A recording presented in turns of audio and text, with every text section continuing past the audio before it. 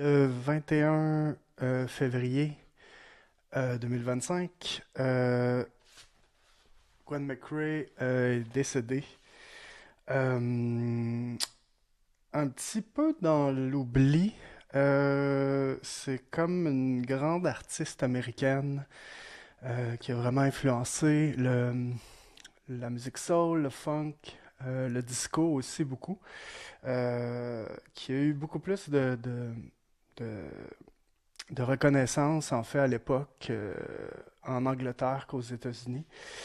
Puis c'est vraiment particulièrement cet album-là ici, Rocking Chair, vraiment un bon disque en fait. C'est Gwen McCrae pour moi c'est quelqu'un qui a la même place aussi importante que Sledge ou Aretha Franklin, c'est des grands noms. Puis souvent c'est quelqu'un qu'on oublie. Euh, Son plus grand hit est sur cet album-là, c'est 90% of Me Is You. Puis Rocking Chair aussi, je pense à l'époque avait été un hit. Voilà, c'est vraiment un excellent album. Puis il y a aussi, elle a fait beaucoup de musique avec son mari de l'époque. Cet album-là, Together. Il y a beaucoup de chansons sur cet album-là et sur l'autre album qui pour moi sont vraiment comme un bon exemple de sa musique. En fait, il y a une sexualité, une sensualité vraiment assumée, une voix rauque. Sur cet album-là, à chaque fois qu'elle chante, elle vole le show. Là. Tu sais, son mari, juste en termes de volume, c'est comme quand 40, t'es comme bon coup de poing. Tu sais. Les chansons de Rob sur cet album-là, vous irez écouter si vous voulez. Vous allez tout de suite reconnaître l'air. Je sais pas d'où d'ailleurs, mais tout de suite, t'es comme je connais cette chanson-là. Puis Mechanical Body, en fait, qui est très drôle, là, c'est comme elle chante que son amant en fait fait tellement l'amour vite ou tellement bien l'amour que c'est une machine. Bref, c'est ça, beaucoup de sexualité, de sensualité assumée. Euh, qui chantait sur plein de sujets aussi, mais il y a quand même ça qui est intéressant chez elle, je trouve.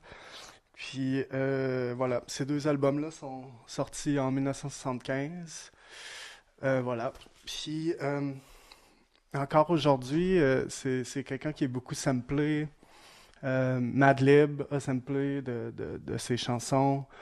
Il y a une chanson de Lady Gaga puis d'Ariana Grande, It Rains on Me, quelque chose comme ça, qui est un sample de All This Love, All This Love I'm Giving.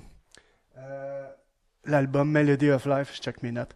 L'album Melody of Life, qui est aussi vraiment bon, qui est comme plus sa période disco. Puis cet album-là est particulièrement très bon.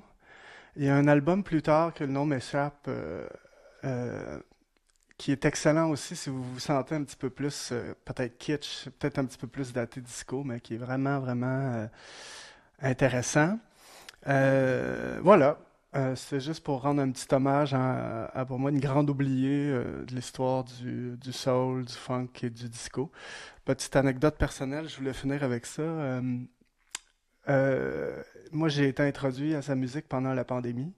Ma copine, en fait, a mis une de ses chansons sur une playlist qu'on faisait jouer le soir du jour de l'an. Puis, il n'y avait pas personne. Fait qu'on a vraiment dansé. Il y avait personne à la maison, on était juste tous les deux. On a vraiment dansé sur ces chansons-là. Puis pour moi, c'est vraiment un bon exemple en fait de la musique de Gwen McCrae.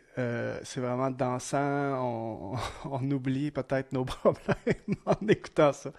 Fait que c'est vraiment une musique qui m'a accompagné pendant la pandémie, qui me sortait un petit peu de la torpeur et qui me faisait danser tout seul ou avec ma copine à la maison.